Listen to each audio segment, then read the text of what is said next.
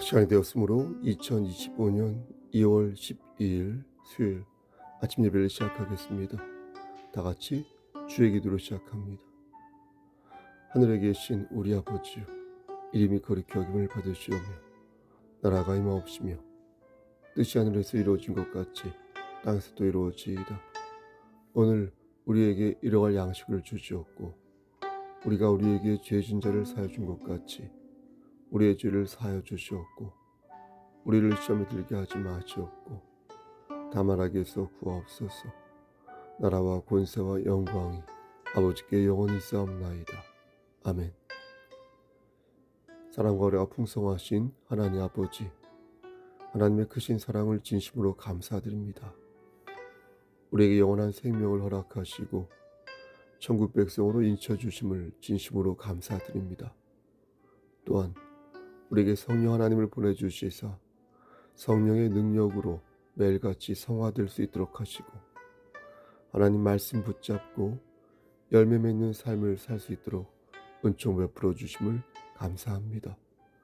하나님, 우리가 그리스도의 장인으로서 이 세상에서 머리가 될진대 꼬리가 되지 않기를 원하오니 하나님, 우리의 일거수일투족을 주관하여 주시사 말씀 안에서 승리할 수 있도록 하시고 하나님을 기쁘시게 하는 삶으로 말미암아 예비된 복들을 다 받아 누릴 수 있도록 은총 베풀어 주시옵소서. 또한 우리에게 주어진 사명을 잘 감당할 수 있도록 하시고 잘 감당하고 나아갈 때에 이왕이면 자원하여 나갈 수 있도록 하시고 이왕이면 기쁨으로 받들고 나아갈 수 있도록 우리의 마음을 주장하여 주시기를 소원합니다.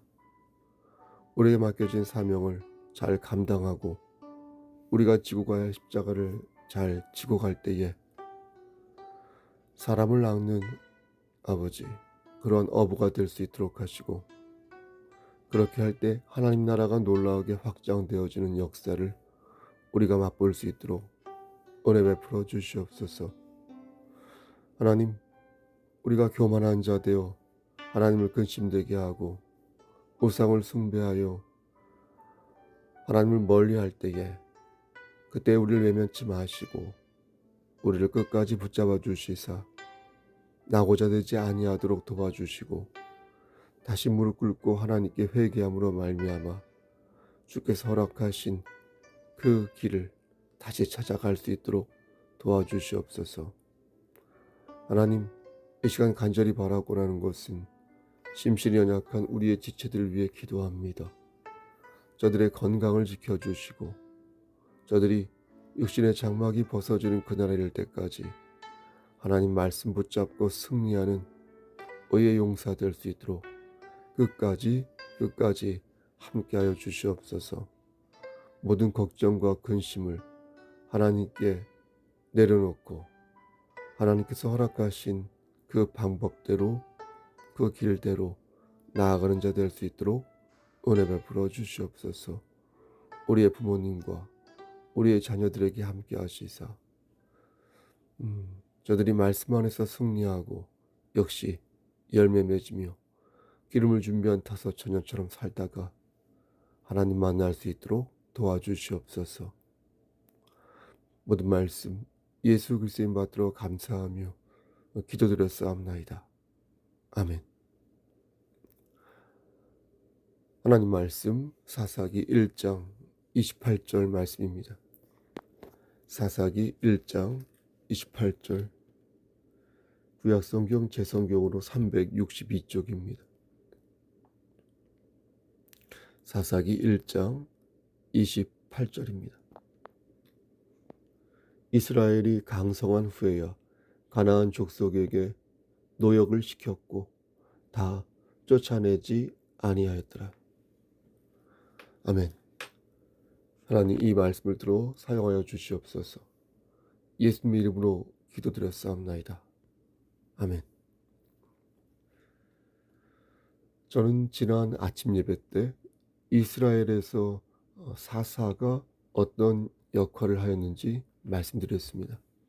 하나님께서는 사사를 보내어 이스라엘 백성들은 바른 길로 인도하고자 하였으나 이스라엘 백성들은 사사건건 시비를 걸며 하나님의 말씀에 순종하지 아니하였다. 이렇게 말씀드렸습니다. 기억나실 것입니다. 그러면서 저는 자꾸의 우리 사회는 그때보다 더 복잡한 형세를 띠게 되었으니 우선 제대로 된 사사가 누구인지 알 수 없어서 누가 진짜 주의 종인지 어디가 진짜 올바른 교회인지 헷갈리는 정도가 더 심해졌다. 이렇게 말씀드렸습니다. 그래서 저는 이런 상황일수록 더욱더 하나님을 바라보고 초심으로 돌아가 하나님의 말씀에 집중해야 할 것이라고 여러분들에게 당부한 바 있습니다. 우리가 바라봐야 할 대상은 사사도 아니고 위정자도 아닌 오롯이 여호와 하나님이라는 걸 명심해야 할 것이다. 이렇게 힘주어 당부드렸습니다. 오늘은 사사기를 본문으로 한 두 번째 강설로서 오늘 본문도 하나의 말씀으로 정하였습니다. 오늘 본문 사사기 1장 28절을 두 마디로 표현하면 사달의 조짐, 사달의 조짐 이렇게 표현할 수 있겠습니다. 여러분 사달이 무엇입니까? 사달은 한자어로 이 사달을 아는 분들이 있는데 이 사달은 순수 우리말입니다. 순수 우리말로서 사고의 탈이다 이런 뜻을 가지고 있습니다. 사고의 탈. 아이고 사달이 났네 하면 아이고 탈이 났네, 문제가 일어났네, 생겼네 이렇게 이해하는 것입니다. 그런데 오늘 본문을 보면 그런 사달의 조짐이 보이는 것입니다. 이스라엘이 강성한 후에야 가나안 족속에게 노역을 시켰고 다 쫓아내지 아니하였더라 라고 말씀하고 있는데 가나안 족속들을 확실하게 척결하지 못한 게 문제라는 것입니다. 사실 여호수아가 죽고 나서 이스라엘은 나름 분위기가 좋았습니다. 여호수아가 죽어서 좋다는 게 아니라 여호수아라는 지도자가 죽었음에도 불구하고 이스라엘은 나름 하나님 보시기에 중심을 잡고 있었다는 것입니다. 그걸 어떻게 알 수 있냐면 여호수아 1장 1절 말씀을 보면 알 수 있습니다.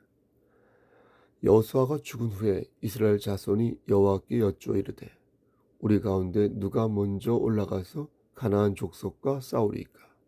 여러분 어떻습니까? 확실히 저들의 중심에 하나님이 있었다는 것을 알 수 있지 않습니까? 저들은 앞으로 어떻게 해야 할지 자신들의 나아갈 향방을 하나님께 여쭙고 있는 것입니다. 모세와 여호수아가 살아있었을 때에는 하나님께서 그 두 사람을 통하여 당신의 뜻을 전하셨는데 이제 여호수아가 죽게 되었으니 구약시대에 주로 사용하던 우림과 둠밈으로 하나님의 뜻을 구하였던 것입니다. 여기서 잠깐 우림과 둠밈이 어떻게 사용되었는지 둠밈의 그 사용법에 대해서 말씀드리겠는데요. 우림과 둠밈은 제사장들이 하나님의 뜻을 여쭐 때 사용한 도구였습니다. 출애굽기 28장 30절과 민수기 27장 21절 그리고 사무엘상 28장 6절에 이에 대한 말씀이 나오는데요. 먼저 우림은 빛이라는 의미가 있어서 빛, 하나님의 뜻을 밝히는 역할을 하고요. 둠밈은 완전함 또는 어둠이라는 의미가 있어서 하나님의 뜻을 숨기는 역할을 합니다. 제사장은 이 두 개를 자신이 착용한 에봇 있죠? 가운, 이 에봇이라는 의복 앞에 흉패가 있지 않습니까? 거기에 넣고 다니다가 하나님의 뜻을 물을 때 이것을 사용했습니다. 그래서 어떤 방식으로 어떤 사용 방식으로 이렇게 했는지 어떻게 사용을 했는지 성경에는 언급되어 있지 않지만 그래서 단정하게 말씀드릴 수는 없으나 성경학자들은 말하기를 아마도 주사위처럼 이게 생겨서 이 우림과 둠밈을 던져가지고 우림이 나오면 긍정이고 둠밈이 나오면 부정이다 이렇게 보았을 것이다 라고 해석합니다. 그러니까 예를 들면 이번에 전쟁에 참여합니까? 라고 여쭙고 나서 우림과 둠밈을 던져 뭐가 나오면 그러면 하나님의 뜻을 알아보는 것입니다. 우림이 나오면 빛이니까 yes, 둠밈이 나오면 어둠이니까 no, 이렇게 되는 것입니다. 오늘 이 정도만 하고 나중에 기회가 있을 때 좀 더 자세하게 이 부분에 대해서 말씀을 전하도록 하겠습니다. 이렇게 이스라엘 백성들은 하나님의 뜻을 여쭈었습니다. 이런 것을 보면 분명 그들의 신앙 상태가 꽤 괜찮았다는 것을 알 수 있는데, 근데 저는 여기에서 한 가지 궁금증이 생기는 것입니다. 도대체 갈렙은 어디에 있는 것일까요? 이스라엘의 지도자에는 여호수아만 있었던 것이 아니었습니다. 그렇죠?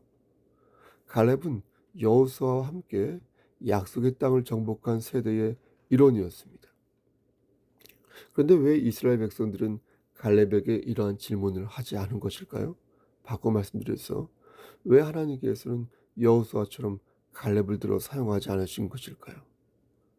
전능하신 하나님께서는 아마도 다각도의 생각을 하셨을 것입니다. 우선 갈렙이 가지고 있는 그릇의 크기를 보았을 것이고, 뒤에 펼쳐질 사사 시대를 염두에 두셨을 것이며, 또 이스라엘 백성들이 힘을 모아 당신의 뜻을 여쭙는 모습을 보이기를 원하셨을 것입니다.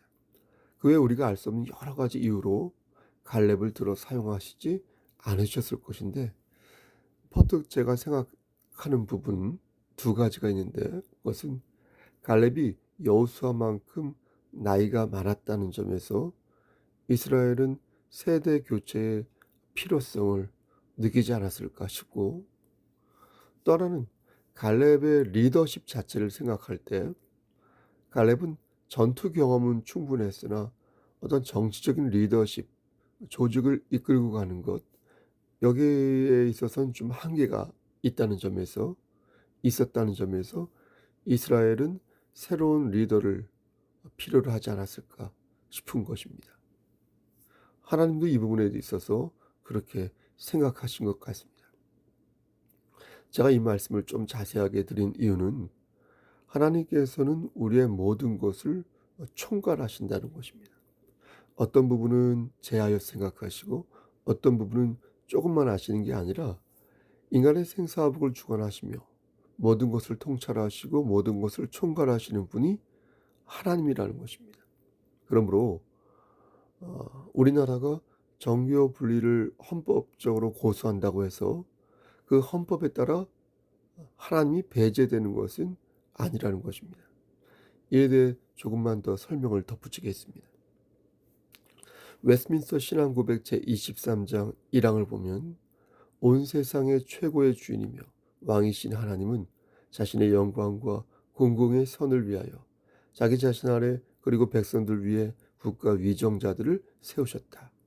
그리고 이러한 목적을 위하여 그들을 검의 권세로 무장시키셔서 선한 자들은 보호하고 격려하는 한편 악을 행하는 자들은 처벌하게 하신다 라고 말하고 있습니다.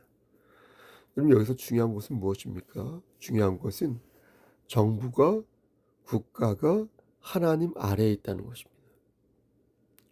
정부가 통치체제 차원에서 백성들 머리 위에 존재하는 것은 맞지만 결코 정부가 하나님 머리 위에 존재하는 것은 아니라는 것입니다.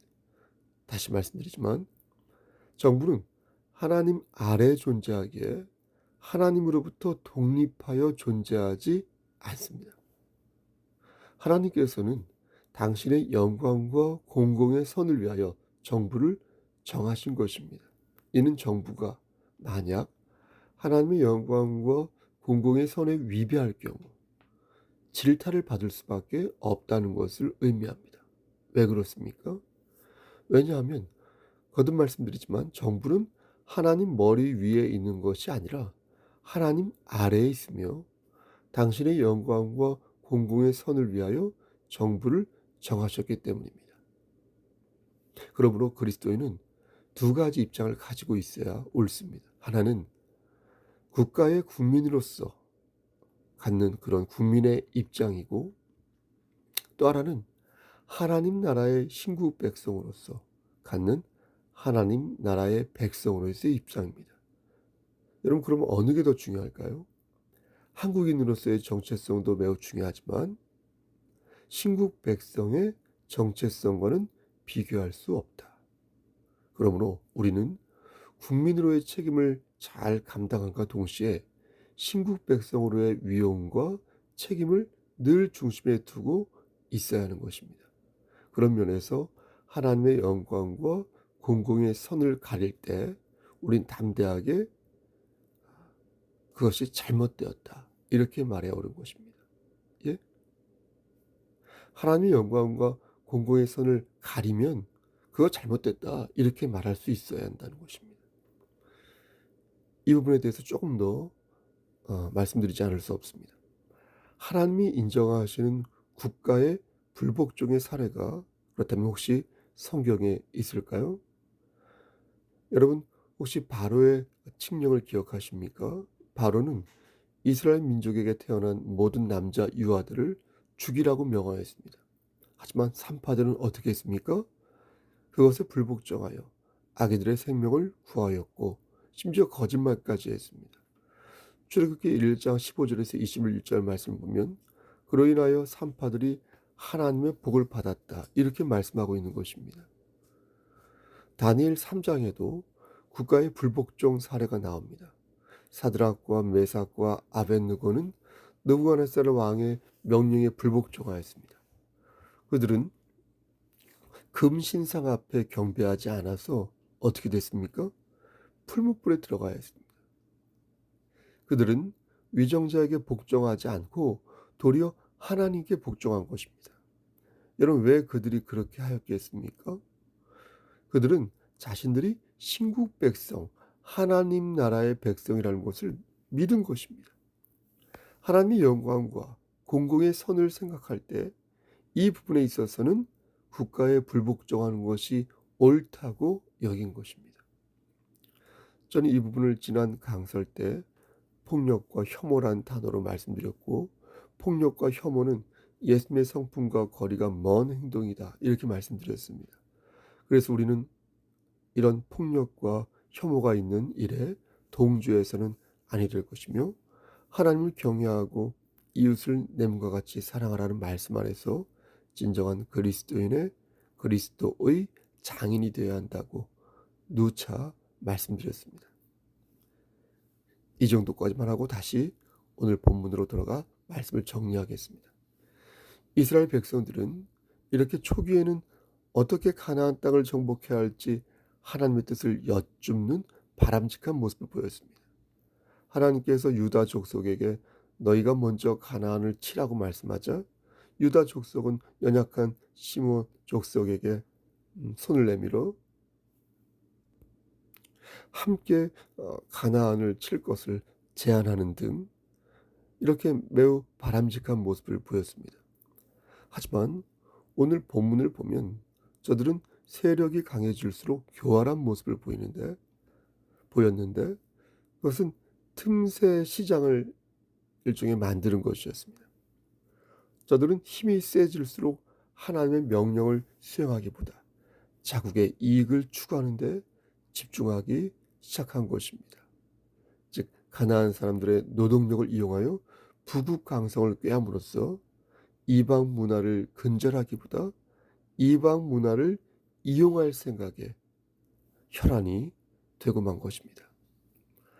사랑하는 우리 성석교회 성도 여러분, 오늘 본문이 우리에게 주는 메시지가 그렇다면 무엇이겠습니까? 우리는 진리를 따르는 하나님 나라의 백성입니다.